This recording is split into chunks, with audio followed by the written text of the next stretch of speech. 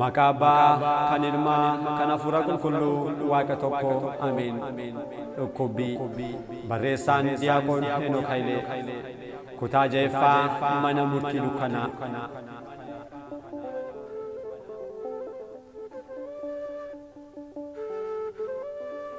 Hangafoonni lubootaa fi manguddoonni guutummaa yaa'iichaa hunduu akka ajjeesaniif Iyyesuus irratti ragaa sobaa barbaadaa turan, garuu hin arganne. Ragooleen sobaan baay'een yoo dhiyaatanis waayyuu irratti hin argamne. Wangeela Maatiyos boqonnaa 26:59. Yaa'ii murtii irra taa'anii ragaa barbaaduun balleessaa akkamiidha? Erga hidhanii booda ragaa fi ragoolee barbaaduun cubbuu akkamiidha? Waan hin beekne akkas jedhaa ragaatti taa'aa jedhanii ragoolee sobaa dhaabuun hoo hammina akkamiidha? Kanaanis raajiin dursee ragooleen sobaa fi hamoon irratti ka'aniiru jedhee dubbatame inni raawwatame. Faarsaa 26:12. Akkasis ta'ee ragooleen waamaman sobaan ragaa ta'uuf yoo dhufanis jechi isaanii wal fakkaachuu dide. Akka seeraatti immoo yoo xiqqaate ragooleen 2 jechi isaanii wal fakkaachuu qaba. Seera lakkoofsaa boqonnaa 35:30. Kana boodas ragooleen 2 dhiyaatanii namni kun mana qulqullummaa Waaqayyoo diigee guyyaa 3tti jiraachuu hin danda'a jedheeraa jedhan. Wangeela Maatiyos boqonnaa 26:61. Kabajamtoota dhaggeeffattoota, asirratti xiqqoo dhaabbachuudhaan gara dudduubaatti deebi'aatii ragaa namoota kana lamaanii madaalaa. Dhuguma gooftaan keenya mana qulqullummaa diigee ni ijaara jedheera moo hin jenne? Isin hoo osoo gaafatamtanii deebiin keessan maalidha? Deebiin keessan jechuummaa jedheeraa garuu jedhee kan jalqabu ta'uunsaa hin oolu. Kan nama gaddisiisu garuu nutis akka isaanii wanta nu hubanneef malee gooftaan keenya jecha akkas jedhu gonkumaa hin dubbanne. Kan inni dubbate jechi inni sirriin akkas kan jedhu ture. Iyyesuusis deebisee mana qulqullummaa kana diigaa guyyaa 3ffaattis nan kaasaa jedhe. Wangeela Yohaannis boqonnaa 2:19. Gadabsa biraatti seenuun osoo hin barbaachisiin gooftaan keenya mana qulqullummaa kana diigaa jedhe malee nan diigan jenne. Ragooleen kan dubbatan garuu tasumayyuu kan inni hin dubbatinidha. Wangeela Maarqos irrattis immoo akkuma argannu ittiiyyuu miirri deeggarsa hangafoota lubootaa isaan marsanii jiranii isaan kakaasuun mana qulqullummaa ijaaramee jiru kana nan diigaa guyyaa 3ffaattis kan biraa harkaan kan hin hojjetamne nan hojjedha osoo jedhu dhageenyeerraa jedhaniitti dabalanii dubbataniiru. Wangeela Maarqos boqonnaa 14:58.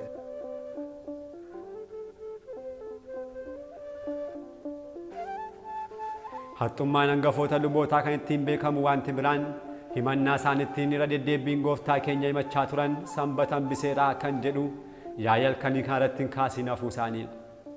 Qulqulluu Yohaannis afaan warqee akka ibsetti dhimma sanbataaf gooftaa keenya waliin yeroo dubbatan gooftaan keenya falmi irra deddeebiin isaan mo'ee afaan isaanii cubsiiseera.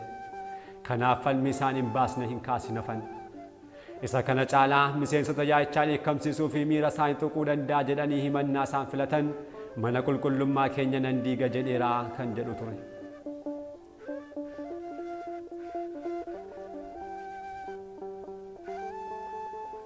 Mana qulqullummaa magaalaa Yerusaalem harka 100 keessaa harka 25 uwwisee argamu nan diiga jedheera jechuun hammam dheekkamsa warreen dhaggeeffatan akka kakaasuu fi laphee isaanii akka jabeessu waan beekaniif kana fayyadaman. Raajicha Ermiyaasiin badiinsa mana qulqullummaa kanaaf raajii dubbatteettaa jedhanii akka ajjeesan waan beekamuuf fuula isaa kan itti himatan akka ta'e amananiiru. Gooftaa keenya boodas Isxifaanosin ajjeesuuf himanni ragoolee sobaan dhiyaatanitti kenname. Iyyesuus inni Naazireet bakka kana ni diiga jedheeraa kan jedhu ture. Raajii Ermiyaas boqonnaa 26:11. Hojii duuka bu'ootaa boqonnaa 6:14. Himanni kun akkuma dhaga'ameen hangafni lubootaa gooftaa keenyaan isaan kun kan sitti dhugaa ba'aniif waan tokko illee hin deebistuu jechuun gaafate. Iyyesuus garuu calluma jedhe. Gooftaan keenya maaliif callisee jedhame deebiin isaa waa'ee maaliif dubbataa kan jedhudha. Dubbachuun kan ta'u kan dhaggeeffatu bakka jiruttidha. Inni immoo kan dhaggeeffatu osoo hin jiraatiin amma miti duriyyuu addunyaa uumuun dubbanne. Ifni haa ta'u jechuun sagalee dhageessisee dubbachuu kan jalqabe kan dhaga'an ergamoonni erga uumamanii boodan turre. Gurra isaaniin akka hin dhageenye laphee isaaniinis akka hin hubanne gurri isaanii duudeeraa iji isaaniis jaameera jedhamee Isaayyaasiin kan isaaniif dubbatame waa'ee maalii dubbata? Guyyaa guyyaatti waltajjii irratti yeroo dubbatu dhagaa kan jiraatan haxxummaa hojjechuuf irra deebi'anii yeroo gaafatan maaliif dubbata? Yaa'ii dhugummaan qabne irratti dubbachuun faayidaa hin qabu. Ragooleen sobaan dhaabbatan soba isaan akkas jedhaa jedhamanii gorfamanii dubbataniif callisuu irraa kan hafe deebii maaltu jira? Kanaanis gooftaan keenya sobaan kanneen nu odeessan hundaaf deebii kennuuf akka hin dadhabne fakkeenya nuuf kaa'e. Hangafni lubootaa qiyyaaffaan gooftaan keenya kiyyoonni yaada keessa akka isaaf hin galle yeroo baruu filannoo kan biraa fayyadamuuf yaale. Kana boodas ati Kiristoos ilma Waaqayyoo akka taate akka nutti himtu Waaqayyo isa jiraataanis si kaksiisaa jedhe. Wangeela Maatewos boqonnaa 26 lakkoofsa 63. Sin kaksiisaa jechuun gabaabinaan yeroo taa'u ani ilma Waaqayyoo Kiristoosidha yookiin miti jedhii mee kakadhu gaaffii jedhudha. Gaaffiin kun haxxummaan kan guutame gaaffii kiyyoodha. Akka gaaffiiwwan warreen duraa gooftaan keenya gaaffii kana callisee yoo darbee maqaa Waaqayyoo isa jiraataan si kaksiisa dubbadhu osoo ani isaan jedhu maqaa Waaqayyoo isa jiraataa salphisee calluma jedhameetti murteeffama. Ani ilma Waaqayyoodha yoo jedhe waa'ee onnachuusaaf jedhamee himachuun ni danda'ama.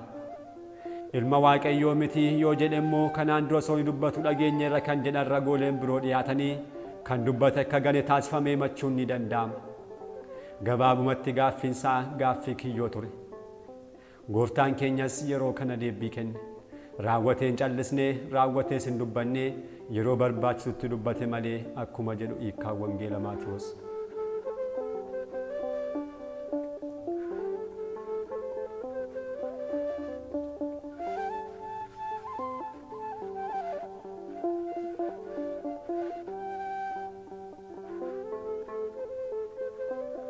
Kutaa itti aanu hanga deebinutti nagaa Waaqayyootiin turtii gaarii galanni Waaqayyoof.